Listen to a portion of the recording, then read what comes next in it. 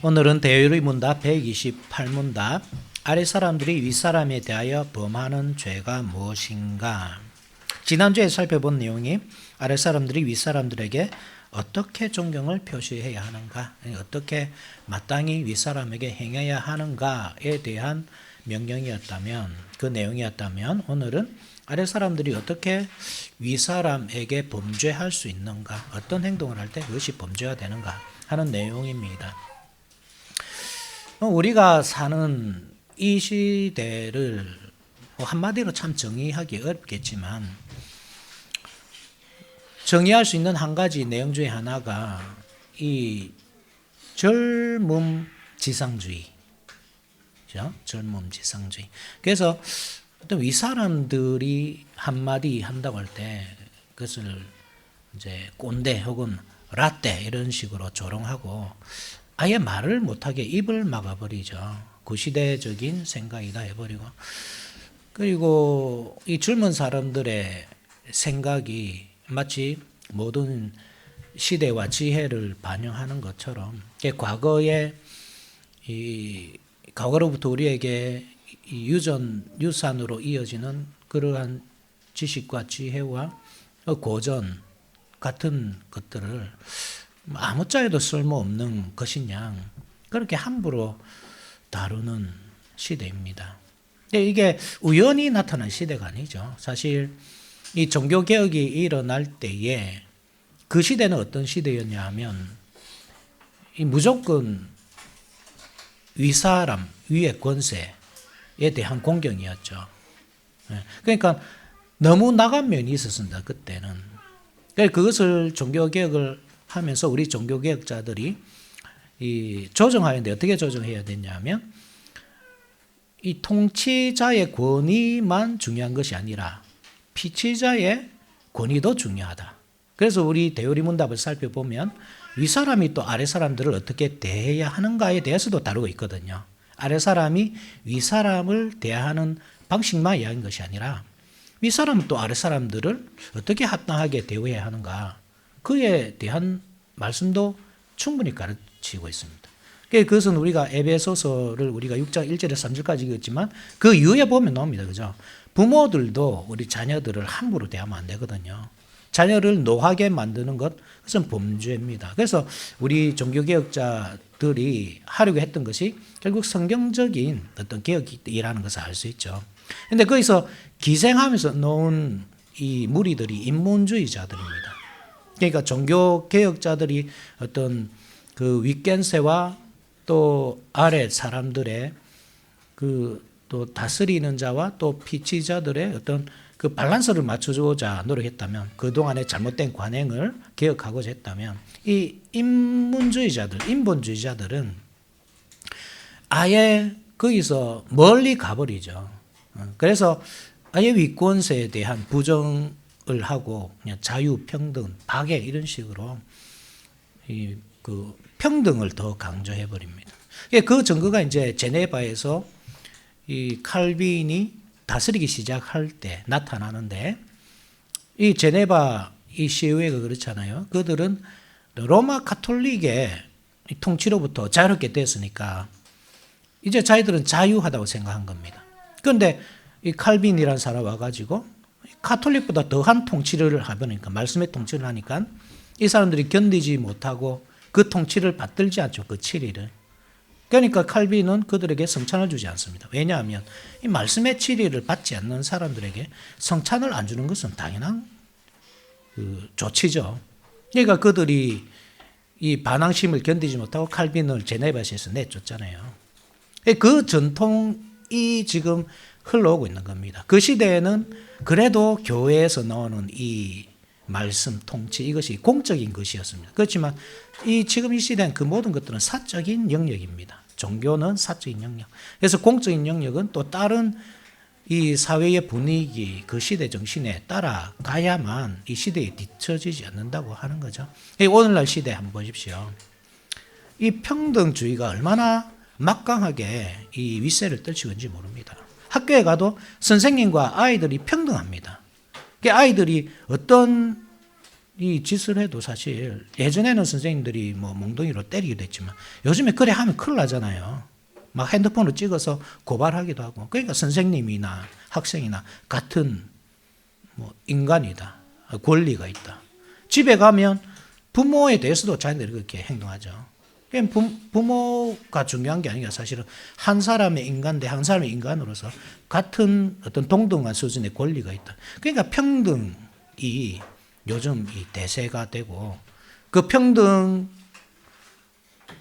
권위를 이야기하면 이 꼰대가 되는 겁니다. 라떼가 되는 겁니다. 이게 참 무서운 시대입니다. 이러한 시대에 우리가 이 5번째 계명을 어떻게 잘 지킬 수 있을까? 사실은 엄청 깊은 고민을 해봐야죠. 특히 우리 젊은 사람들, 우리 윗근세에게 어떻게 대하고 있는지, 어떻게 생각하고 있는지. 그래, 우리나라가 참 민주화가 잘 된 나라이고, 그래서 특히 대통령에게 함부로 말할 수 있는 나라잖아요. 그죠?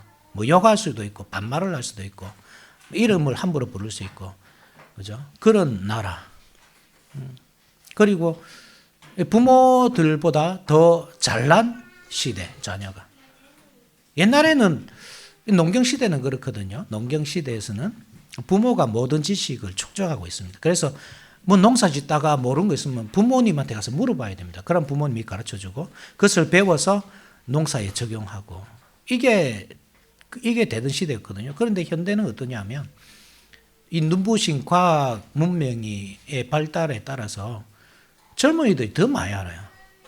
그래서 오히려 노인들이 젊은 사람한테 물어봐야 됩니다. 아, 이거 어떻게 해야 되나? 어떻게 다뤄야 되나? 그럼 젊은 사람들은 친절하게 가르쳐 주죠. 그러니까 완전히 이 전세가 역전된 그런 시대를 살고 있죠. 그러한 시대에도 우리가 윗사람의 권세, 그들이 가지고 있는 어떤 세월 속에서 익혀온 그 역사와 그 지식, 이것을 우리 것으로 이렇게 사용할 수 있을까? 배울 수 있을까? 많은 고민이 되는 것이 사실이죠. 그러나 분명한 것은 이 시대는 그렇게 변해 가지만 하나님의 말씀은 절대 변하지 않는다는 사실. 위의 권세대에게 마땅히 돌려야 할 그 이 존경, 감사는 마땅히 우리가 해야 될 바다. 하나님의 명령이기 때문에 이 시대에 어떻게 조율할 수 있을지 우리가 고민을 많이 해봐야 될 것 같습니다.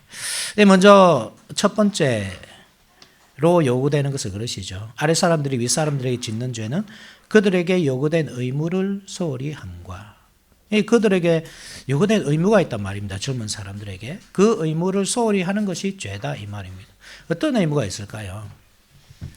예를 들어서 우리가 자녀로서 우리 부모에게 어떤 의무가 있습니까? 그들을 공개해야 되죠. 나이가 든 노인들은 어쨌든 경제력이 없기 때문에 뭐 아직도 경제력이 있는 부모들도 있을 것입니다. 그런데 나이가 더 연세가 더 많은 분들은 경제적인 활동을 전혀 할 수 없는 부모들이 있죠. 그런 부모들을 공개하는 게 당연합니다.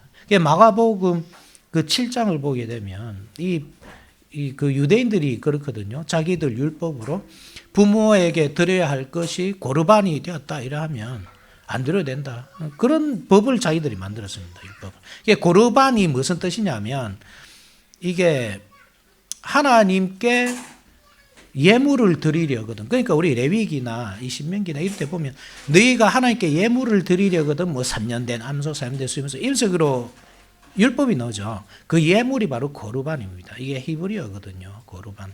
그러니까 부모에게 마땅히 드려야 할 것을 내가 하나님께 드렸기 때문에 부모에게는 안 드려야 된다. 이렇게 말하는 겁니다. 그러면서 실제로 하나님께 드리는 것도 아니에요. 고르반하고 뭐 이것은 하나님의 몫이다 해놓고는 하나님께 드리냐 하면 드리지도 않고 그래서 자기 마음대로 사용하는 거죠.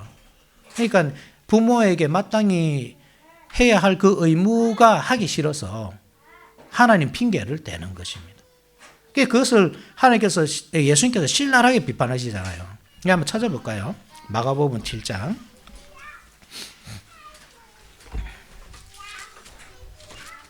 마가복음 7장 9절에서 11절 한번 봅시다.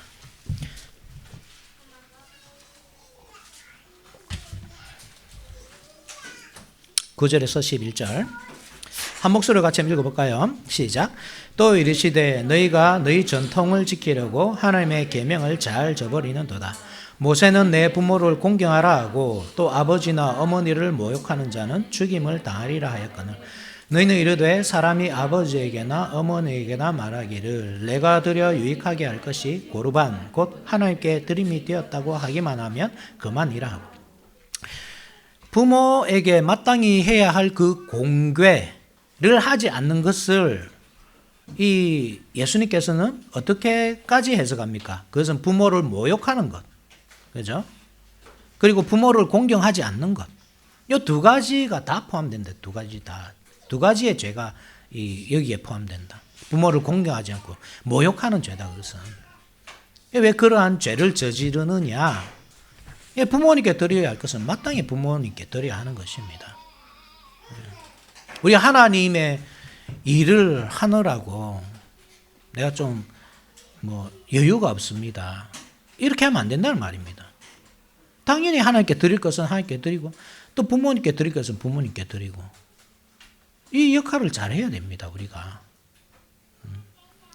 우리가 참 이 신앙생활 하다 보면 이럴 수 있습니다. 그죠? 우선순위가 무엇이냐? 당연히 나는 신앙생활 하니까 하나님이 우선순위다. 집에 있는 부모님, 특히 불신자 부모님, 항상 후순위로 밀려나죠. 근데 그렇게 하면 안 되고, 하나님께도 우리가 헌신을 해야 되지만, 부모님도 마땅히 돌봐드려야 된다. 물론 경제적으로 충분히 살만한 부모님도 계십니다. 그죠? 충분히 재산을 가지고 있는 분들. 그런 분들은 필요 없나? 그런 분들은 결핍이 없습니까? 그들은 외로움을 느낍니다. 그죠? 우리가 그러면 그 부모님을 찾아뵙고 그 외로움을 느끼지 않도록 우리가 도와주는 것. 그것도 우리가 할 일이죠. 하루하루 이 죽음이 다가오면서 죽음의 공포도 느끼잖아요. 그러면 위로해주고 손잡아주고 그런 것들이 그런 결핍들이 채워주는 것이 우리 자녀들이 마땅히 해야 할 바다. 그것을 하지 않는 것이 오계명 어기는 것이다 이런 말입니다. 우리 부모에 대한 것이고 우리 국가에는 어떻습니까? 마땅히 우리가 위권세를 존경하고 따르는 것 이게 우리가 마땅히 해야 할 의무겠죠. 우리가 바쳐야 할 세금을 바치는 것. 교회에서는 직분자에게 마땅히 해야 할 사례를 하고 이 곡식 밟아 떠는 소의 입에 망을 씌우지 말라 하듯이 한편으로는 우리가 이 사례를 주고 또 한편으로는 또 마땅히 존경을 또 드려야 하고 그런 것들이 우리가 다 해야 할 의무들이고 그것을 해야만 오계명을 잘 지키는 것이다. 하지 않을 때는 오계명을 범하는 것이다. 그런 내용입니다. 계속 보시면 합법적인 권고와 명령과 징계의 거스르는 것과 합법적이라는 말이 항상 나옵니다. 그죠? 그러니까 이 말은 합법적이 않은 명령에 대해서는 우리가 순종할 의무가 없다 이 말입니다. 합법적이 않다는 것은 하나님의 말씀에 반하는 내용이죠. 하나님의 말씀에 반하는 것. 주일날 교회 가지 말고 집에 와서 일도 하라. 그런 말씀에는 우리가 순종할 의무가 없습니다. 이 가장 어쨌든 큰 권세는 하나님이시고 그 하나님의 권위를 가장 우선시해야 되기 때문에 그렇습니다. 그래서 합법적일 때는 그렇지만 그 공고를 들어야 합니다. 그죠? 그리고 명령과 징계를 거스르지 말아야 합니다. 그러니까 하나님 공경이란 것은 무엇이냐? 그 듣는 것입니다. 공경이란 것은 유의해서 듣는 것입니다. 우리 그렇잖아요. 우리가 이 공경이란 말이 그렇다 했잖아요. 무겁게 여기는 것. 하나님의 말씀을 무겁게 여기는 것. 그것이 하나님께 영광 돌리는 것이거든요. 그것이 뭡니까? 우리가 하나님의 말씀을 듣는 것입니다. 하나님의 말씀을 듣고 지키는 것. 들으라 이스라엘 할 때 아멘 하고 듣는 것이죠. 똑같이 우리 부모를 공경하는 것. 우리 부모님의 말씀을 무겁게 여기는 방법도 그렇습니다. 그 말씀을 무겁게 듣는 겁니다. 가볍게 들을 때가 많잖아요. 또 꼰대 소리 한다. 또 라떼 또 나왔다. 이렇게 하고. 근데 그렇게 하는 행동들이 얼마나 악한지 아셔야 된단 말입니다. 이 세상 사람들은 그렇게 살지라도 그들은 뭐 하나님을 모르니까 그렇게 살겠죠. 그렇지만 우리는 하나님을 아는 우리는 그렇게 살아서는 안 된다. 뭐 여러 번 말을 반복할 수도 있습니다. 그죠? 뭐 정신이 오락가락할 수도 있고. 그래도 우리는 그 말을 귀담아 들으려고 노력해야 되고, 그죠? 유심히 들어야 되고 귀담아 들어야 돼요. 그게 공경하는 방식입니다. 징계를 내릴 때 참 듣기 싫잖아요. 뭐라 하고, 그죠? 나도 생각 있고 계획이 있고 내 감정 있고, 그죠? 또 다 이 자란 어른인데 왜 나에게 그렇게 징계를 내리십니까? 부모이기 때문에 할 수 있는 겁니다. 그러면 당연히 달게 받고. 부모도 그렇지만 교회에 오면 그 교회에서는 당회가 있고 또 국가가 있고 그 모든 징계가 내려질 때 그 하나님께서 이 사람을 통해서 나의 잘못을 지적하고 바르게 고쳐 나가는구나. 그렇게 우리가 믿음으로 받아들여야 하는 것이죠. 계속 보시면 그들의 인물과 지위를 시기하고 경멸하고 반역함과, 그들의 인물과 지위를 시기하는 것, 이 시기하는 것은 말 그대로 그 사람의 권위를 자기도 가지고 싶은 거죠. 뭐 부모에게 뭐 시기할 사람은 잘 없을 것 같은데 보통 비슷한 연배에 그런 게 많겠죠. 사람이 그렇습니다. 넘겨다 보지 못할 높은 곳에 있는 사람은 아예 관심을 두지 않습니다. 뭐 삼성의 뭐 이재용 뭐 회장이 뭐 무슨 차를 타든지 어떤 시계를 찾는지 어떤 메이크 옷을 입는지 여러분 관심 있습니까? 아무 관심 없죠. 그렇지만 옆에 있는 내 친구가 이 유명한 가방 뭐 에르메스 가방을 하나 가졌다 이러면 그 뭐 눈이 번쩍번쩍하고 질투심이 불타듯이 일어나는 그게 사람이거든요.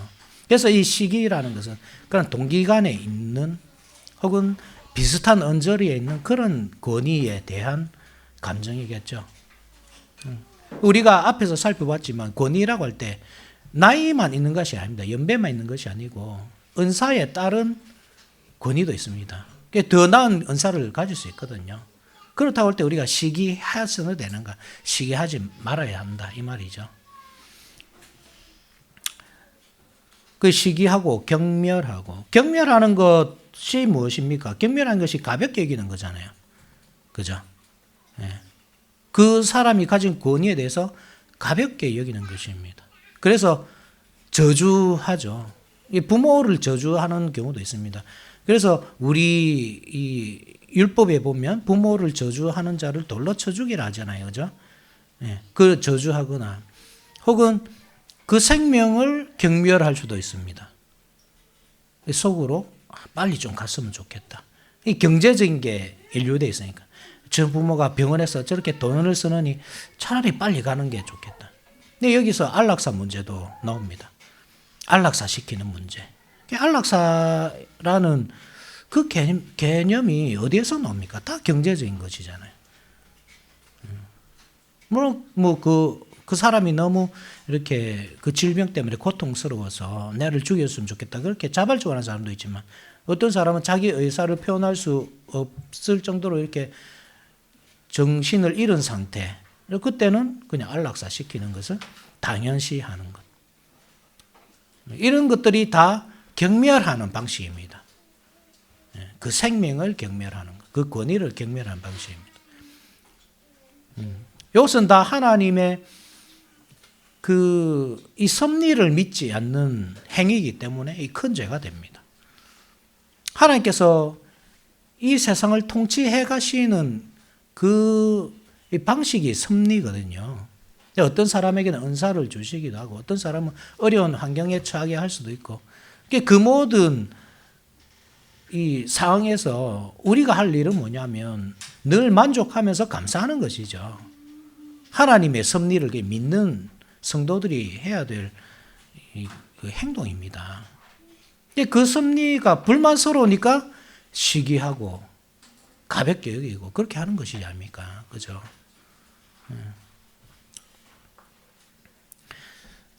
경멸하는 걸 넘어서서 반역하는 것까지. 그죠? 여러분 그 다윗 이야기를 지난주에 한번 말씀드렸지만 다윗 경우에는 참 사울이 사실 경멸받을 만한 사람이죠. 그죠? 아주 가벼운 사람이잖아요. 그런데 다윗은 절대로 경멸하지 않았습니다. 반역은 꿈도 꾸지 않았습니다. 그런데 그 아들 압살롬은 또 다른 사람입니다. 물론 다윗이 잘못했죠.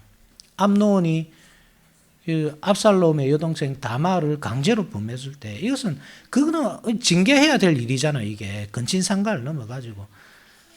그죠? 그런데 다윗이 그를 가만두었단 말입니다. 그러니까 압살롬이 이 다윗을 경멸하고 반란으로 나아가잖아요. 그런데 그것이 압살롬의 죄였고 그 죄로 인해서 압살롬이 그 전쟁 가운데서 죽게 되거든요. 그러니까 이 경멸하고 반역하고 하기 이전에 우리가 윗사람이 실수할 수 있고 잘못을 범할 수도 있지만 오래 참고 기다리고 하나님의 처분을 정당한 처분을 기다리는 그런 믿음이 필요하다. 그것입니다. 그리고 계속 보시면 그들과 그들의 다스림에 치욕과 불명예로 판명되는 그런 모든 수치스러운 태도 등입니다. 치욕과 불명예, 그 치욕을 주고 불명예를 주고 이 모든 것들이 사실 공개적으로 이어질 수 있습니다. 그죠? 공개적으로 반항하고 반대하고 그것은 사실 엄청난 치욕이죠. 부모가 야 이렇게 한 게 좋지 않겠나 하는데 그 모든 사람들이 보는 가운데서 뭐 아버지가 안다고 그러세요. 어머니가 뭘 안다고 그러세요. 선생님에게 주먹질하는 학생들. 그죠? 공개적으로 막 부끄럽게 만드는 그런 행위들. 그것이 악한 행위다 말입니다. 참고 인내하지 못하고.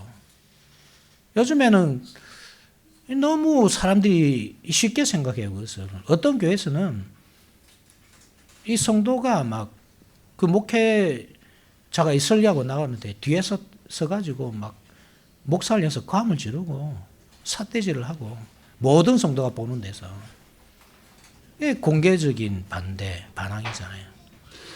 이게 오늘날 있는 일입니다, 여러분. 그것이 죄라고 생각을 안 합니다, 근데. 자기도 당연히 그렇게 할 만한 권위가 있다고 생각합니다. 하나님이 안 주신 권위입니다, 그것은. 자기 스스로 취한 권위죠. 얼마나 큰 죄인 줄 알아야 되는 겁니다. 공개적으로 하지 않지만 비공개적으로 하죠. 비공개적으로 뒷담화하고 다니고 자기 친한 사람 싹 불러가지고 목사가 이렇다 저렇다 이야기하고 자기 부모가 이렇다 저렇다 이야기하고 그 행위를 얼마나 쉽게 합니까? 그게 죄인지도 모르고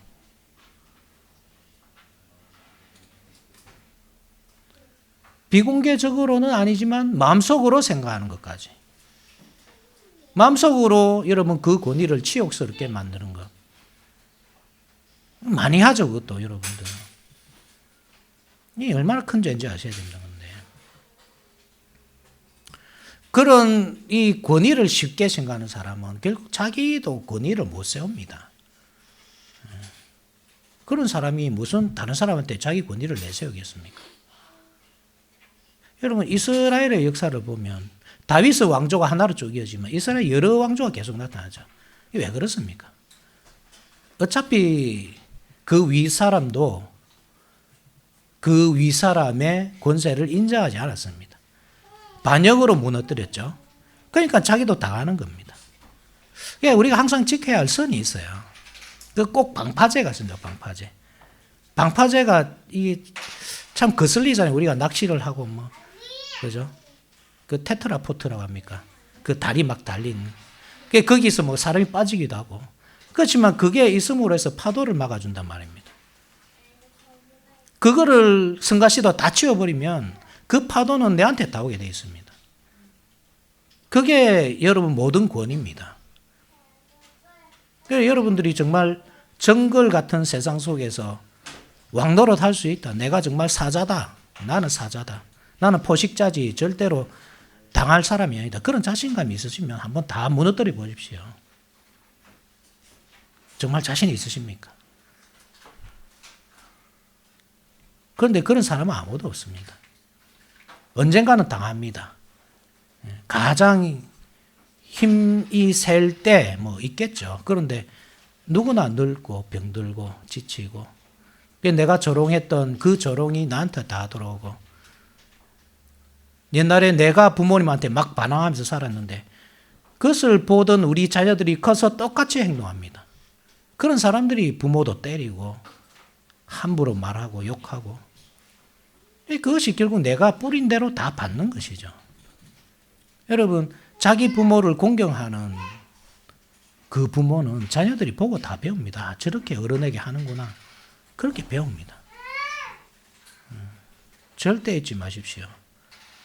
그 권위가 결국 내 권위가 되고 결국 이게 이 사회가 그렇거든요. 나이가 들어갈수록 내가 그 자리에 올라가게 돼 있거든요. 그럴 수 있죠. 이 부목사나 강도사나 이 부교육자들이 담임 목사 하는 것이 정말 마음에 안 들 수 있거든요. 어떻게 저럴 수 있노? 저렇게밖에 못하나.